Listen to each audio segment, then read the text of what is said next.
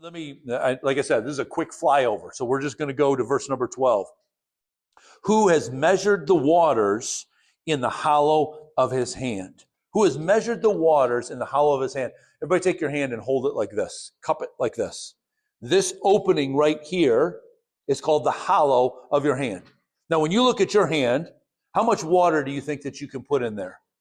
Maybe a couple of tablespoons, and then it starts leaking out between your fingers. Did you know that the Bible or the scientists tell us that there are 326 quintillion gallons of water that covers the face of the earth? If you want to see what that looks like, it's 326 with 18 zeros after it. And right here in that one phrase, it says that God holds all of those waters in the hollow of his hand. 326 quintillion gallons of water. Now take your hand and spread it out like this. From the tip of your finger to the bottom of your wrist is called the breadth of your hand. Look what it says right here. And with the breadth of his hand has marked off the heavens. Estimates that are on the low side say that there are 10 septillion stars in our cosmos. Again, if you want to see that, that's 10 with 24 zeros following it. And all of those stars fit right here on God's hand. He holds them all right here on his hand. Look at one more phrase on here. Who has held the dust of the earth in a basket or weighed the mountains on the scale and the hills in a balance. Scientists estimate that our planet Earth weighs 1.3 octillion pounds, or that's a 13 followed by 29 zeros, and God carries that in his basket. He holds that in his basket. There's no other God that throughout history that has ever made claims like that. Every story of other gods has some sort of creation story for themselves. But the Bible opens with the words, God created.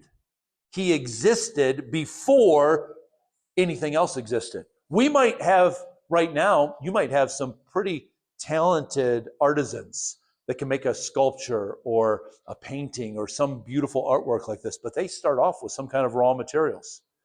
The Latin phrase is ex nihilo. God created this universe ex nihilo, out of nothing. He created everything. When he said the words, his words came into being. They became substance that we're living on right now, that we're breathing in our lungs, that is coursing through our veins. That is all the word of God that he spoke that and he created it, and he can hold all of that because of how powerful that he is. Again, look at verse number 25. He asked the question again, to whom will you compare me?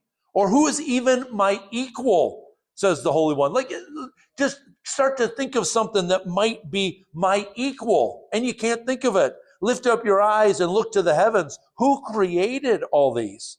He who brings out the starry hosts, those 10 septillion stars, one by one, he calls them each by name. Because of his great power and his mighty strength, not one of them is missing. Because he is mighty God, not one of them is missing. Now, if he knows all of those stars by name, all 10 septillion of them, what would make you think that he doesn't know your name and know everything about you? In fact, the Bible even says how intimately he knows you, that this hand that can hold everything the way that it does, that your name is tattooed on his hand, that he knows how many hairs are on your head, that he's seen every one of the days of your life before they even came to be, that he knit you together in your mother's womb. That's how intimately he knows you. This is the God that knows you.